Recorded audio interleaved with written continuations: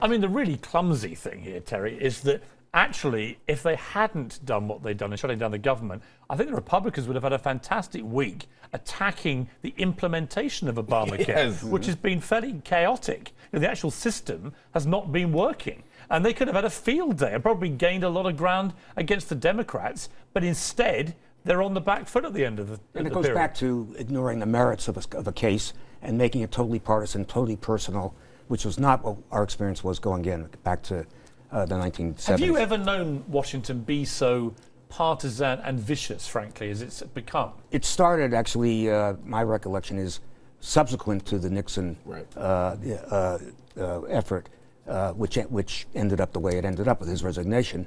And after that, I think there was such a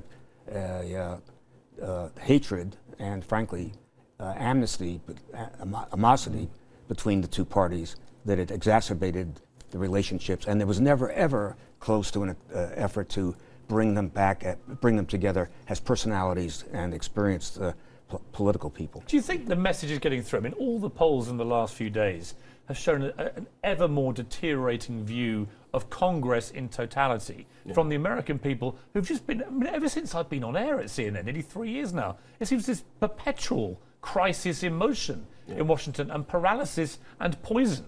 I think you can't just go on like that. No, they absolutely can't, because now it's not even about the merits of the issue per se. Now it's actually, we're just tired of congressional fighting. I think Democrats, again, expected that because I think they were right on this issue in principle, and because they had the upper hand strategically, they thought that they could just run out the clock and eventually Republicans would give up and Republicans would look bad. The truth is Republicans look awful in this. Their polls are terrible, but people aren't particularly happy with congressional Democrats, and they're not particularly happy with President Obama. They actually think that he could exercise more leadership. Whether we agree or not isn't the point. The point is nobody's winning in this. I think they're finally getting that.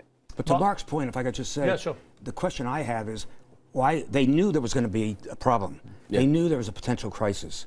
And there doesn't seem to be any significant effort to phase in some discussions that might have done some good to at least alleviate, if not avoid, this kind of shutdown. Doesn't this come down to, I'll ask you this, Mark, but doesn't it come down to it's got so poisonous that actually the first thought process on both sides, but predominantly the moment the Tea Party side, the Republicans, is to be negative, is how can we stop stuff happening? Exactly. Whereas the great American years were built around positivity. How do we make stuff happen? Let's not be nostalgic either, though. I mean, there have always been moments from every congressional session where the Republicans wanted to stop Democrats, or Democrats wanted to stop Republicans, and the policy itself was secondary, tertiary. So let's not be romantic about this. However, this is the most dysfunctional state we've ever been, and what we have, as the American people, have to do is force them to do their job. They won't do it on their own, but we can force them to.